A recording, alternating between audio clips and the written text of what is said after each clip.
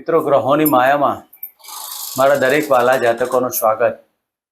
આપ અમને નિહાળી રહ્યા છો ગ્રહોની માયામાં અને આજે આપણે વાત કરીશું દૈનિક રાશિ ભવિષ્યની. મિત્રો દૈનિક રાશિ ભવિષ્યની વાત કરતા પહેલા એક નજર નાખીએ આજના પંચાંગ ઉપર. તો 13/12/2025 આજે શનિવારનો દિવસ. મિત્રો શનિદેવ હનુમાનજીની આરાધના ઉપાસના કરી અને દિવસની શરૂઆત કરી શકાય. વિક્રમ સંવત 2082 ઈસવીસન 2025 માર્ગશીર્ષ માસ કૃષ્ણ પક્ષ અને એના જે નવમી તિથિ આયુષ્યમાન યોગ ગરજ કરણ હસ્ત નક્ષત્ર અને આજના ચંદ્રમાં કન્યા રાશિમાં પરિભ્રમણ કરશે. આજનો સૂર્યનો ઉદય 7:04 સૂર્યનો અસ્ત 5:25 અને આજનું અભિજીત મુહૂર્ત 11:54 થી 12:35 સુધી. આજનો રાહુકાળ 9:39 થી 10:57 સુધી. તો આ હતું આજનું પંચાંગ. આજે જન્મેલા જાતકનું નામ કન્યા રાશિ ઉપર રાખી શકાય પઠણ નામ અક્ષર ઉપર.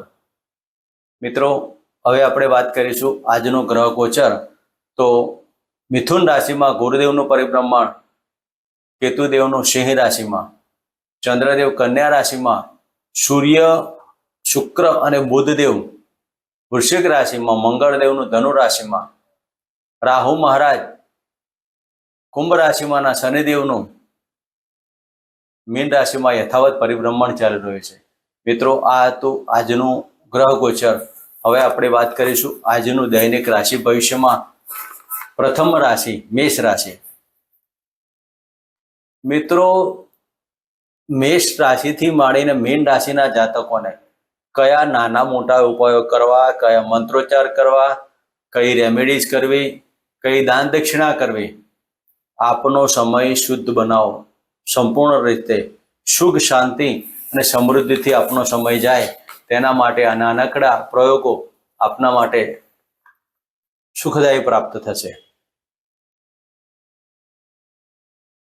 મેષ રાશિના જાતકોને છઠ્ઠા સ્થાને પરિભ્રમણ કરતા આ ચંદ્રદેવ આપના માટે શું લઈને આવશે? તો મેષ રાશિના જાતકોને છઠ્ઠા સ્થાને આપના કુંડલીમાં ચતુર્થ સ્થાનના માલિક અને છઠ્ઠા સ્થાને પરિભ્રમણ કરતા ચંદ્રદેવ. મિત્રો નોકરી ધંધાની અંદર ગુપ્ત શત્રુઓ ઉપર ખૂબ જ કાળજી લેવાની. કારણ કે શનિદેવની દ્રષ્ટિમાં ચંદ્રદેવ આવી ગયા. એટલે શનિ ઉપર ચંદ્રદેવનું ભ્રમણ જ્યારે શનિદેવની દ્રષ્ટિમાં આવતી હોય ત્યારે માનસિક ટેન્શનો અને માતાની તકલીફોની બાબતોમાં સાવચેતી લેવી. આ સમય દરમિયાન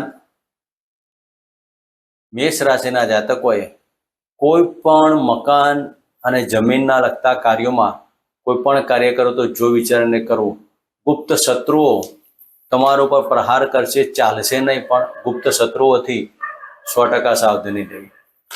આ સમય દરમિયાન મેષ રાશિના જાતકોએ હનુમાન ચાલીસાના પાઠ, ઓમ નમઃ હનુમંત ભયભંજનાયમ સુખમ કુરુમ ફટ સ્વાહાના 11 મંત્ર કરી હનુમાન ચાલીસાના પાઠ કરવા. મિત્રો વાત કરીશું વૃષભ રાશિની.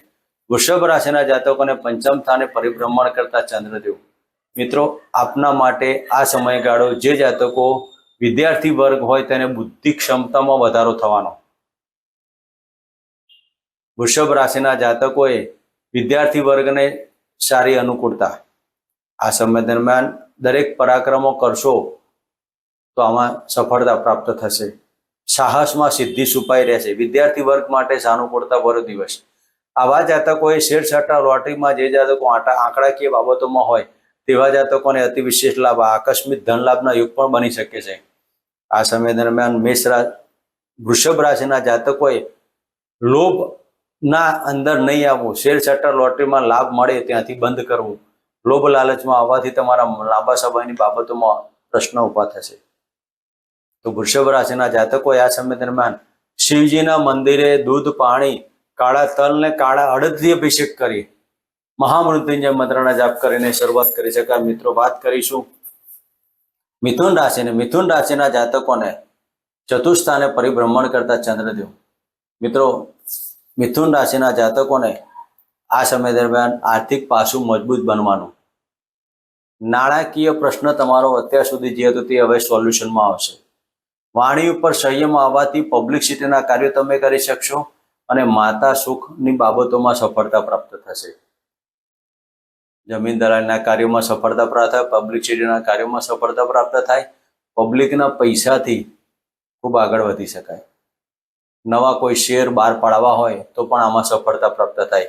મોટા બિઝનેસમેનોને જો કોઈક નવા શેર બહાર પાડવા હોય તો આ શેરમાં લાભ થવાથી દિવસ સારા જાય. તો મિત્રો, મિથુન રાશિના જાતકોએ આ સમય દરમિયાન ઓમ નમઃ ભગવતે વાસુદેવના મંત્ર કરી અને સફળતા પ્રાપ્ત કરાય. મિત્રો, વાત કરીશું કર્ક રાશિની. કર્ક રાશિના જાતકોને ત્રીજા સ્થાને પરિભ્રમણ કરતા ચંદ્રદેવ આપના માટે આપના હાથ નીચેના કર્મચારીઓ, પાડોશી મિત્રો અને નાના ભાઈ બહેનો સાથે વાદ વિવાદ નહીં કરવાનો. માનસિક ટેન્શનો રહ્યા કરશે. માથાના દુખાવા, પડવા વાગવાના યોગ, મગજની અંદર નેગેટિવિટી અને વાણી ઉપર સંયમ ખૂબ કાળજીવાળી બાબતો છે. એકંદરે નાના મોટા પ્રવાસોમાં સફળતા પ્રાપ્ત થાય, ભાગ્યની ઉન્નતિ કહી શકાય. તો કર્ક રાશિના જાતકોએ હનુમાનજીની આરાધના ઉપાસના કરી અને હનુમાન ચાલીસાના 3 પાઠ કરી મંદિરના 3 પ્રદક્ષિણા કરવાના અને આ સમયગાળો સફળતા પ્રાપ્ત. વાત કરીશું સિંહ રાશિની. સિંહ રાશિના જાતકોને ધનસ્થાને પરિભ્રમણ કરતા ચંદ્રદેવ. મિત્રો, આજે તમારા કુટુંબિક વાદ વિવાદોમાં તકલીફો ઊભી થાય. કોઈ પણ ધંધાકીય બાબતો હોય કે ગુપ્ત જમીન દલાલના કાર્યો કરવા હોય તેવા જાતકો આજે ધનહાનિની યોગ કહી શકાય. એકંદરે કોર્ટ કચેરીના કાર્યોમાં નાણાંનો વ્યય થવાના યોગ પણ કહી શકાય. તો આ સમય દરમિયાન શક્ય એટલા સૂર્યદેવની આરાધના અને હનુમાન ચાલીસાના પાઠ કરીને દિવસની શરૂઆત કરા. મિત્રો, વાત કરીશું કન્યા રાશિની. કન્યા રાશિના જાતકોને લગ્નમાંથી પરિભ્રમણ કરતા ચંદ્રદેવ આજના દિવસમાં આપને ધનલાભનું યોગ પણ બની શકે છે. વાણીમાં પ્રભુત્વ આવવાથી દરેક કાર્યમાં સફળતા થાય. મન ઉપર શાંતિ અને એકાગ્રતા રાખવી. નેગેટિવિટી આવવાથી માનસિક ટેન્શનો અને વાયરલ ઇન્ફેક્શન જેવી બાબતો બની શકે છે. શરદીના કારણે માથાના દુખાવાની બાબતો પણ કહી શકાય. અને આ સમય દરમિયાન આવક ઘટવાથી માનસિક ટેન્શન ઊભા થાય તેવું કહી શકાય. મોટા ભાઈ બહેનો સાથે વાદ વિવાદ નહીં કરવાના. અને આ સમય દરમિયાન કન્યા રાશિના જાતકોએ શનિદેવના મંત્ર કરવાના. નીલાંજનમ સમાભાસમ રવિપુત્રમ એવાગ્રજમ છાયા માતંડ સંભુતમ તમ નમામિ શનિશ્ચરમ. આ મંત્રના 11, 21, 51 પાઠ કરીને શરૂઆત કરાવી. મિત્રો, વાત કરીશું તુલા રાશિની.